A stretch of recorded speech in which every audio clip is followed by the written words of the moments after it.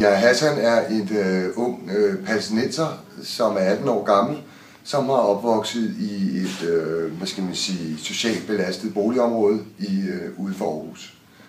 Han er en dreng, der har skrevet nogle digte imod sin egen kultur. Jeg er en muslimsk anden generations indvandrer, som bor i Danmark og har udgivet en digtsamling. Jeg har læst meget om ham i avisen, og jeg har også set lidt i tv, men jeg hørte det først fra mine venner i klassen. Han er meget omtalt i nyhederne for tiden, og også på nettet i masser af artikler. Om jeg er enig, det er jeg noget af vejen, men det er klart, at han er også meget provokerende.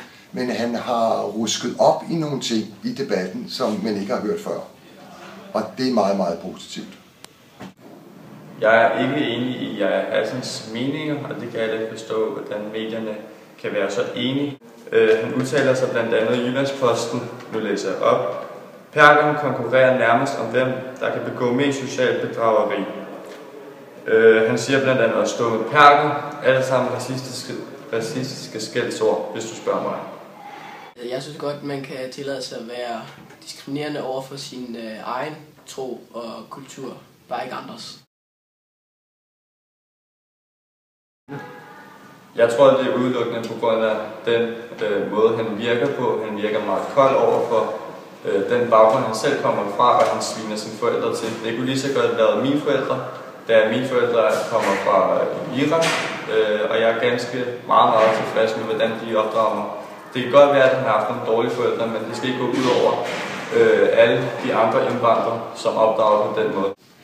Det er klart, at han går ind og ser nogle problemer, der er i hjem fra andre lande, altså fra indvandrerhjem.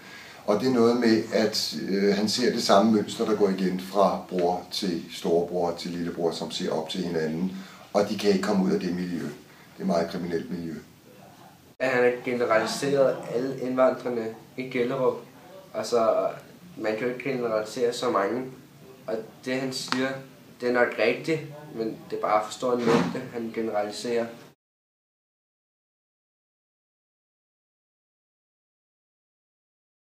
Den forstærker fordommene.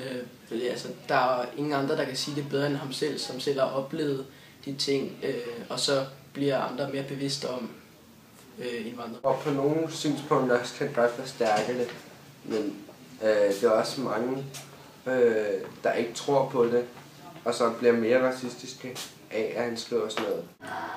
Jeg mener, at Hassans digte er med til at forstærke fordomme om indvandrere. Og det, der gør mig rigtig trist, er, at medierne bakker op om det, han siger, og på en måde accepterer, at Hassan bare kan udtale sig på den måde, han vil.